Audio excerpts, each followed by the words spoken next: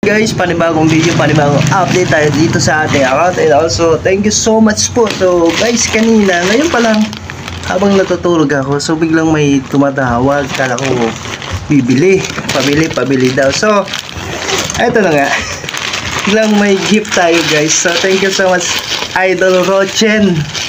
Ayan, Boss Wilson, thank you so much. So nandito si Boss Wilson saka si anak niya, Daddy Daughters. Yeah, shoutout sa inyo lahat. So thank you so much sa gift. Ang ganda.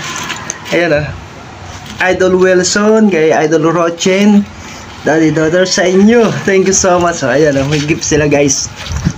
Diba? Pumunta pa talaga sila dito. Talagang wow. Ganda guys. Look. Ano nila? So talagang super thank you po. Mga bossing ko, thank you so much. May bag na ako. Yeah, thank you. Eto na, God bless po. Ayan mga bossing, mabait ka talaga. Ang daming blessings na dumarating. Ano guys? So guys, ano lang po, katilagilan ko. So guys, Puukan Grocery lang location, Puukan Cafe. Alam nyo na ha.